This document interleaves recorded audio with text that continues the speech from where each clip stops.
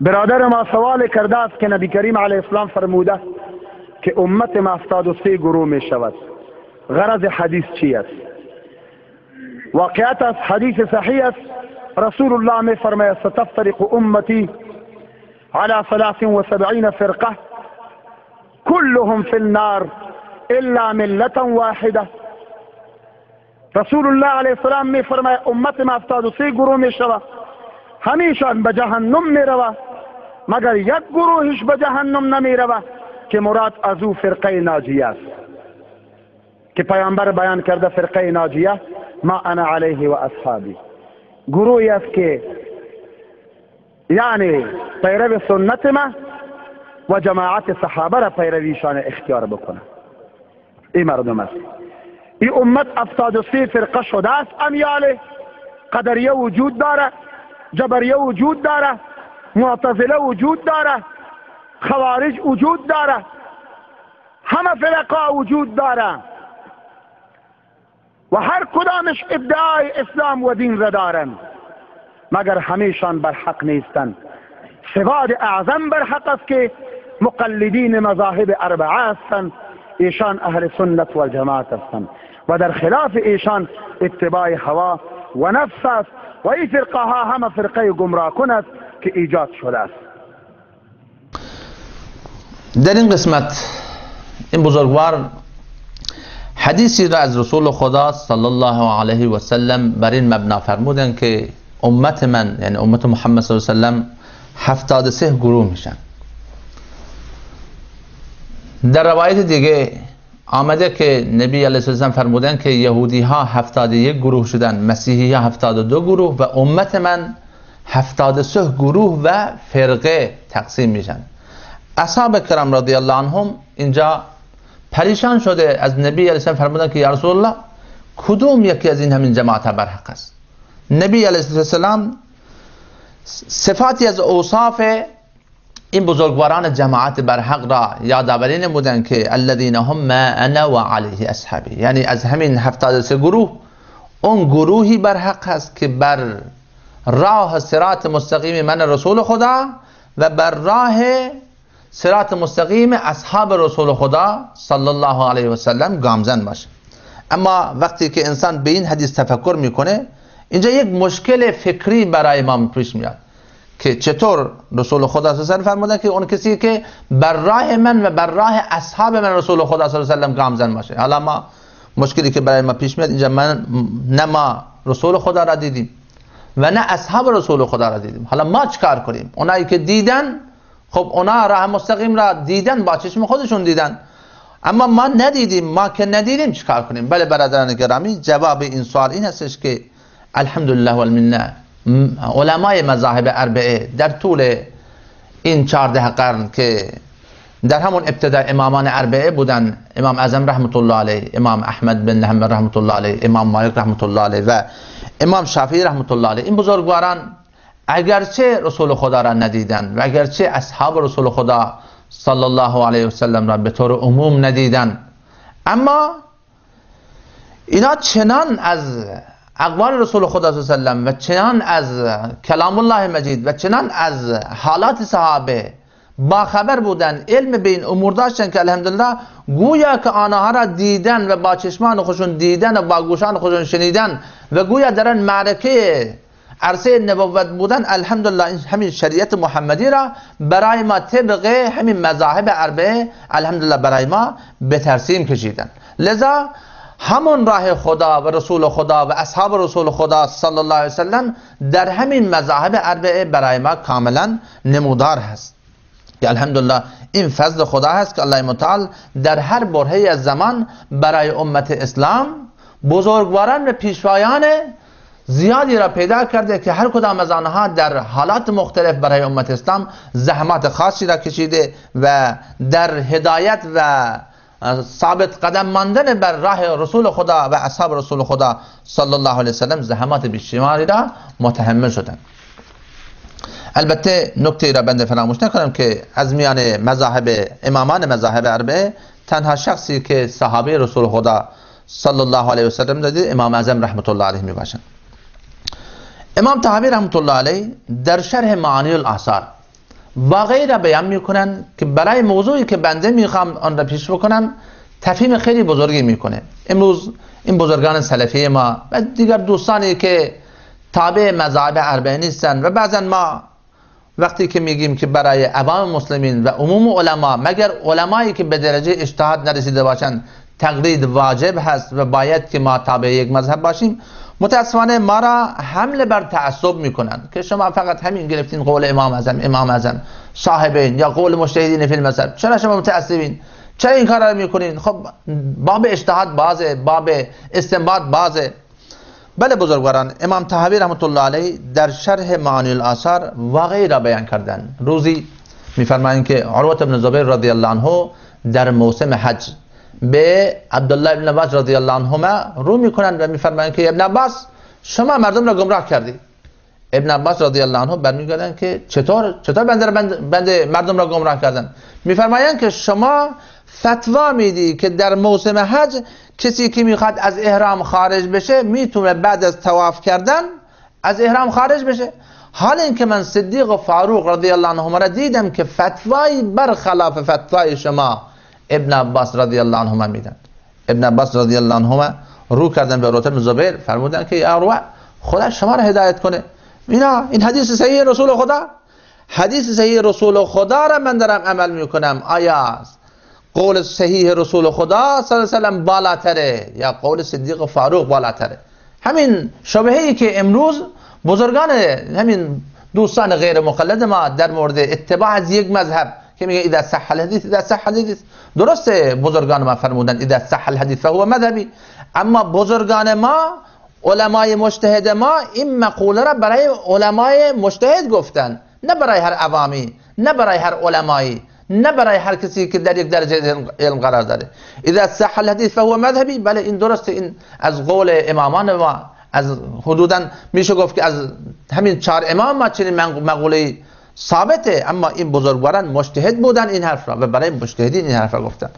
همیشه به که امروز پیش میاد، نه؟ بعد ابن عباس رضی الله عنه همینو گفتن که من حدیث صحیح رسول خدا را میگم، شما گرفتی قول صدیق فاروق، همینطور همین حرف به من میگن که این حدیث صحیح رسول خدا است، شما میگین قول امام اعظم، مگه قول امام اعظم از قول نعوذ بالله رسول خدا بالاتره؟ نه برادر گرامی، همچین مطلبی را هیچ مؤمنی نمیگه، اما اینجا مطلبی هست که در این واقعه برای ما یه درس بسیار مهمی است. عروة بن زبیر رضی الله عنه برگشتن و به ابن عباس رضی الله عنه گفتن که ابن عباس شاید علمی در نزد اونا بوده و اونا آگاهی بیشتر به نسبت احکام رسول خدا، احکام خدا و احادیث رسول خدا داشتن. آنها عمر تا عمر در نظر رسول خدا بودن، بلکه در اونا نزد اونا علمی بوده و حدیث دیگری بوده و واقعی دیگری بوده که برخلاف این حدیث صحیحی که در نظر شما داره اینا دارن فتوا میدن و فتوا دادن. اینجا وقتی که همین قول را عروة بن زبیر رضی الله عنه برمیگردن و به ابن عباس رضی الله عنه میگه ابن عباس رضی الله عنهما فتوای خودشون رو پس گرفتن. همینطوره برادران، امروز هم که وقتی ما میگیم قول امام اعظم رحمت الله علیه یا دیگر بزرگان، همین مطلب برای ما جلوه گره که این بزرگوارانی که در خیر القرون گذشتن اونا به نسبت ما خیلی بیشتر احادیث به نسبت امروزی ها خبر داشتن و خیلی از واقعاتی که از صحابه آنها میدانستن و برای ما با سند خیلی ضعیفی رسیده یا خیلی از اینا اصلا به دست ما نرسیده. همینه چند وقت پیش یکی از دوستان در مورد قرائت خلف امام که کسی پشت امام وای میسته و الحمد را سوره فاتحه را جهرن یا خفیان امام صاحب وقتی که میخوانه، در مذهب اهل سنت و جماعت و در مذهب حنفی چنین چیزی ناجایزه که انسان پشت امام قرائت بخوانه، این چیزی ناجایزه. بعد اینجا علامه لکنوی رحمت الله علیه همین احادیث قرائت خلف امام تحقیق کردن و بعد از تحقیق خودشون در آخر اعلام کردن که بله اینجا قول امامه.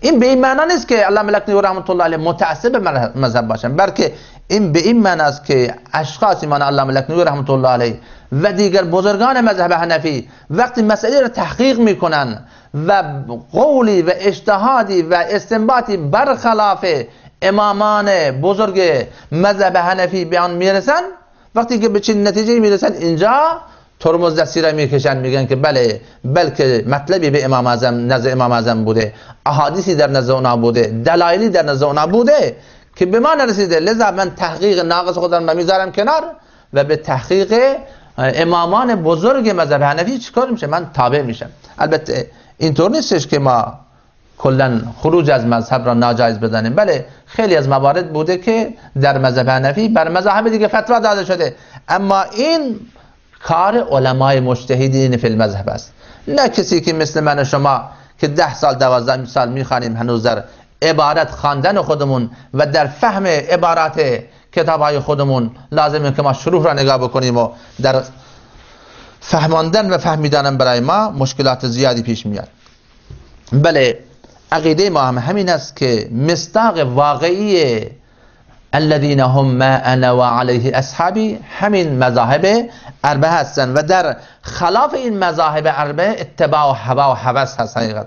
چرا که تلفیق بین مذاهب باطل است که شخصی بیاد یک قولی را از امام اعظم بگیره و شخص دیگری قول دیگری را از همین شخص از امام شافعی بگیره، چنین چیزی ناجایزه. همینطور که چند وقت پیش از یک شبکه‌های اسلامی مطلبی را بیان میکرد که بله با جرأت یکی زمین سلفی‌ها همین که تابع مذهب نیستن، غیر مقلدن، میگن که بله ما در مسئله مس امرأه که در نزد امام شافعی رحمت الله علیه شخصی اگر به دست زنش یا بدن زنش دستش بخوره این وضوش میشکنه، اما در نزد امام اعظم رحمت الله علیه این نمیشکنه. بعد در نزد خود این شخص ظاهرا صاحب علمیه میاد میگه که ما بین این دوتا مذهب را جمع میکنیم. چطور جمع میکنیم؟ فرمودن که بله امام شافعی رحمت الله چنین گفته و امام اعظم رحمت الله چنین گفته، پس ما میگیم که آقا کسی با شهوت به زنش دست بزنه وضوش میشکنه، اگه بدون شهوت باشه نمیشکنه. ظاهرا قول بسیار زیبایی است، اما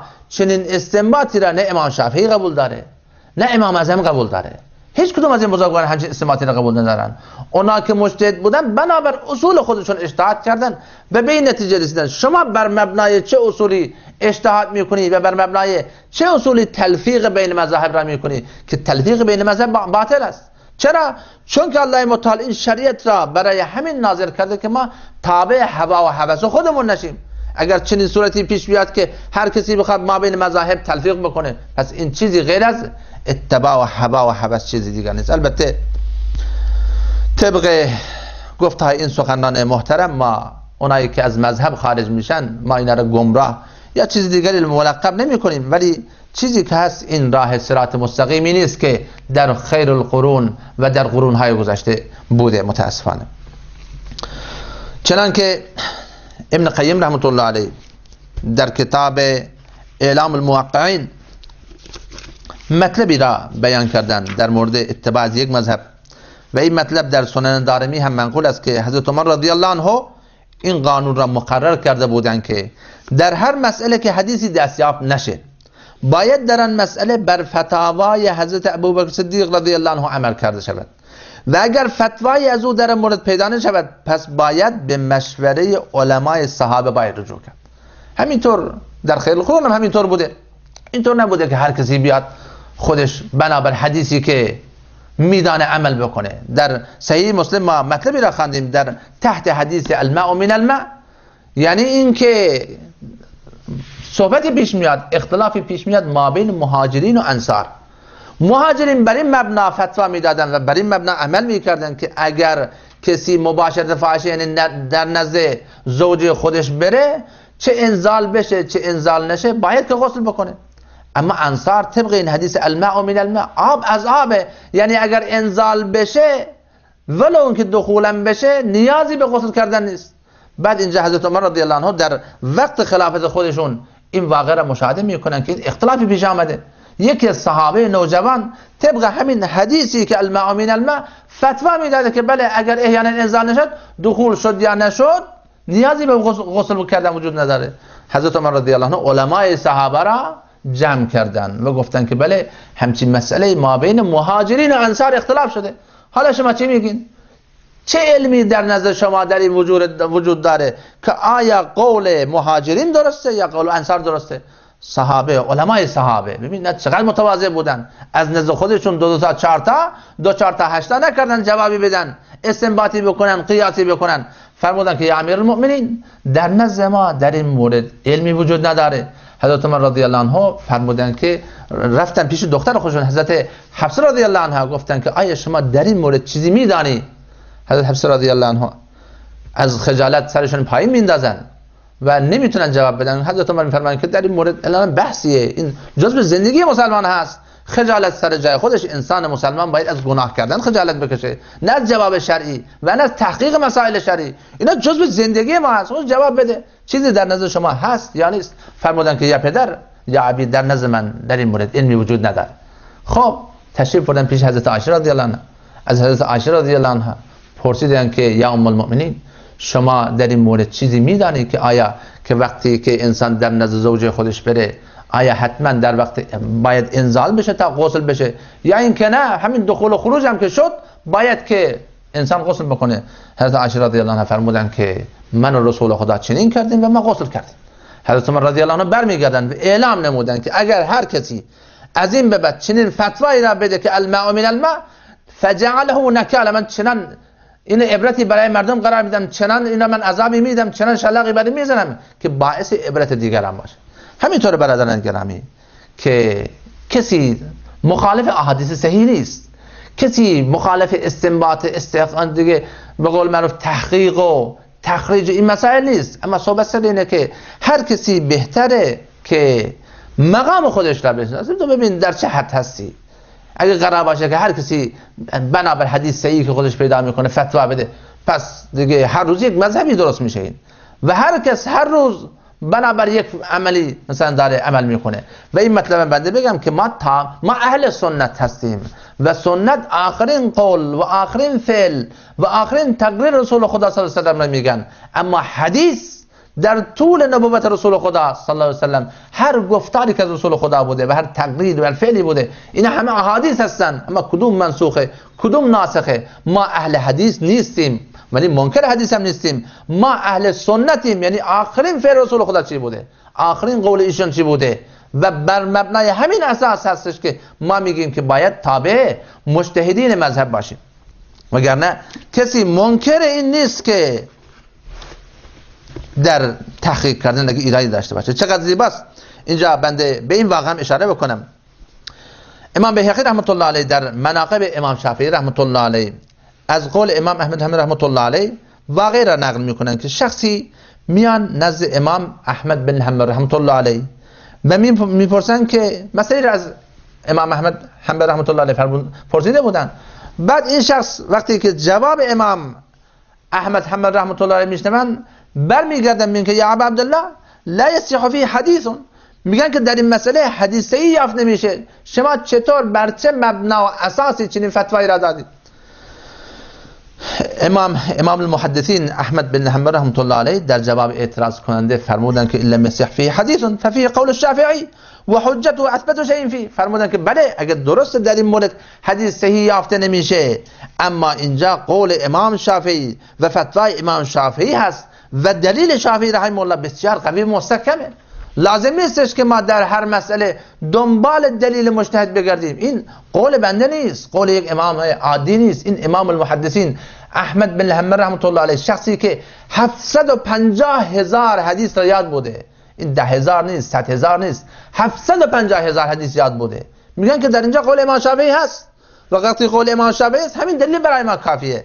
بعد امام بن احمد رحمت الله علیه اینجا برای این که این مسئله را تفهیم بکنن واقعی را یادآوری کردن، میگن که بله من باری یک دفعه پیش آمد که مسئله ای را از امام شافعی رحمت الله علیه پرسیدم.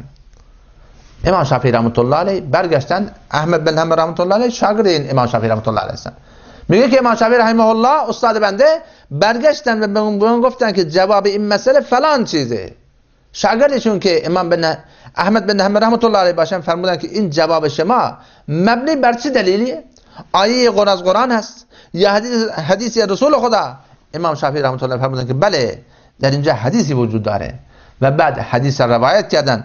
احمد بن حنبل رحمت الله میفرمایند که من برای اولین بار بود که این حدیث را شنیده بودم و چنان این حدیث صحیح بود و چنین سند معتبر بود و مطلبش واضح بود که بنده دیگه هیچ حرفی نتونستم بزنم. شما دقت کنید برادران گرامی، بنده شما همین علمایی که در منطقه داریم زندگی میکنیم ما در چه هستیم؟ 100 تا حدیث با سند بنده بلد هستم، بنده با سند بلد نیستم. شما بگید 10 تا حدیث با سند متصل الی النبی، کدوم یکی از ما بلد است؟ 1000 تا حدیث. اینجا ببین چطور داره احمد بن حنبل رحمت الله علیه 750,000 حدیث را این بزرگوار از یاد بوده، ولی با همین حال حدیثی را از امام شافعی رحمت الله علیه میشنون که تا حال این را نشنیده بودن. و چه بسا از این احادیثی که در نزد امامان مجتهد فی المذهب یا امامان مجتهد مطلق مذاهب بوده و به دست ما اصلا نرسیده، یا اگر نرسیده و اگر هم رسیده با سند بسیار ضعیفی نرسیده.